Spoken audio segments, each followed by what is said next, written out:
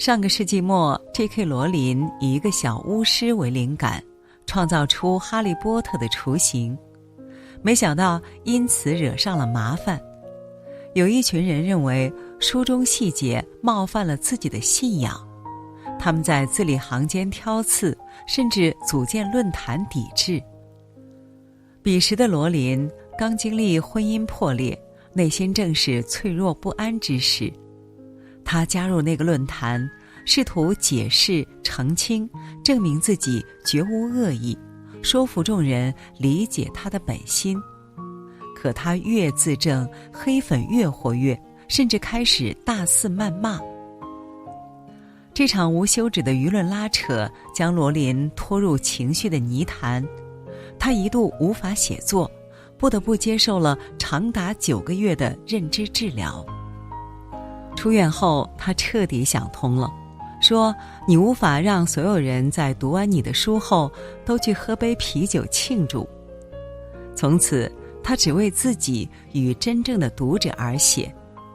往后几年间，哈利波特系列持续问世，风靡全球。2020年，他因为发表反对 LGBTQ 的言论，再次被卷入舆论风暴。但这一次他选择了截然不同的姿态，不解释，不证明，不说服。有人问他，有这么多人反对你，你不去解释怎么睡得着？他回答，看了一下我最近收到的版税支票，就发现所有的痛苦都消失了。从竭力自证到一笑置之，罗琳用了20年的时间，完成了一场关于证明与说服的沉默修行。有人的地方就有对错，有嘴的地方就有是非，更何况世界上永远不缺以反驳为乐的人。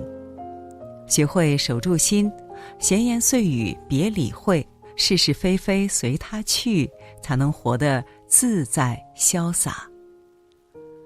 尼尔·唐纳德·沃尔什说，只要你还在担心别人会怎么看你，他们就能奴役你。只有你再也不用从自身之外寻求肯定，才能成为自己的主人。多年前，我刚踏上写作这条路时，也曾在类似的困境中挣扎。面对无端的指责与曲解，心中总憋着一股劲儿。等我做大做强，定要写篇雄文，与那些声音好好论战一番，说服他们，证明自己。如今这股念头早已消散于时光之中，何必呢？喜欢你的人自会静静陪伴，厌恶你的人绝不会因你几句辩白就改换门庭。你的回应往往只是对方持续兴奋的燃料。将自己困于无休止的自证循环，除了耗尽心力，别无收获。人真正的成熟，始于领悟这2个原则：非必要不证明自己，无利益不说服别人。你的光芒应当照耀那些与你同频的人，你的精力应当滋养自身与爱你的人。为不懂你的人费力自证，岂不是本末倒置？所以与其费尽心力向别人辩驳，不如在自己的世界里独善其身。有一位研究园林山水的老教授，是旧书市场的常客。一次他在一处旧书摊淘到一本宋朝山水的画册，这书本身不值钱，但其中的图画很有研究价值。书摊老板也知道这位老教授，略带得意地插话：您今天可算是看走眼了，这书不值几个钱，边上那本芥子园画谱才叫好东西。老教授只平和一笑：不必，这本就很好。老板闻言语带讥讽：你们读书人总觉得墨水喝得多就什么都懂，可要说哪本书金贵，还得是我们天天摸书的人明白。一旁的助手气不过，上前理论，双方各执一词，声调越来越高。老教授轻轻拉住助手，付了钱，拿着书便离开了。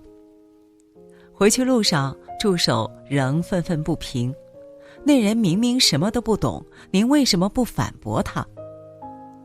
老教授笑了笑，缓缓说道，他又没付我学费，我为什么要浪费口舌教他对错？智者惜言，慧者省心。不是所有真相都值得展开，不是所有误解都需要掰开。与其在低处争论对错，不如在高处整理山河。如果一件事除了浪费你宝贵心力外，对你毫无益处，那不搭理就是最明智的选择。前不久看到主持人大兵直播的视频，一位有备而来的黑粉在连线时接连发难，指责他高高在上，作品毫无价值，行事虚伪。面对滔滔不绝的指控，大兵只平静地回复了一句，只要是你感觉的事，你都是对的。此话一出，对方所有精心准备的说辞瞬间失去了着力点。